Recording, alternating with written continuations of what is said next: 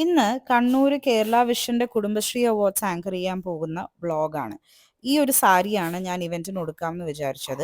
എൻ്റെ അമ്മയ്ക്ക് ഞങ്ങൾക്ക് വളരെ വേണ്ടപ്പെട്ട ഒരു വ്യക്തി ഗിഫ്റ്റ് ചെയ്തൊരു സാരിയാണത്. അപ്പോൾ രാവിലെ എഴുന്നേറ്റ് ഞാൻ കുളിച്ച് ഫ്രഷായി നേരെ മേക്കപ്പിന് ഇരിക്കാൻ പോവാണ്.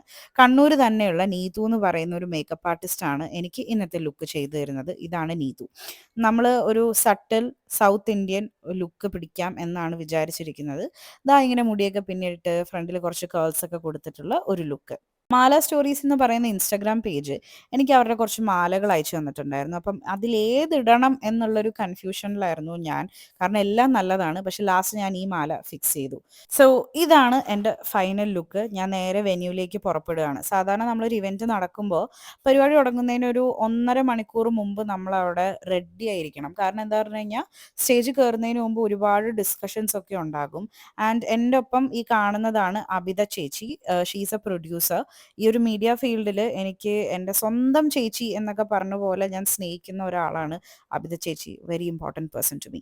ആൻഡ് ഇത് സ്റ്റേജിൽ നിന്നുള്ള കുറച്ച് വിഷ്വൽസ് ആണ്. വളരെ നല്ല ഓഡിയൻസ് ആയിരുന്നു കണ്ണൂരുള്ള കുടുംബശ്രീ ചേച്ചിമാർ. നല്ല ഇവന്റ് ആയിരുന്നു.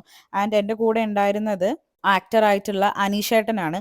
അനീഷേട്ടൻ്റെ ഒപ്പം ഞാൻ ഇതിനു മുമ്പ് ഒരു വർക്ക് ചെയ്തിട്ടുണ്ട് 2007. അതായത് ഞാൻ 2ാം ക്ലാസ് പഠിക്കുമ്പോഴായിരുന്നു അനീഷേട്ടനെ ഞാൻ ഇതിനു മുമ്പ് കണ്ടത്.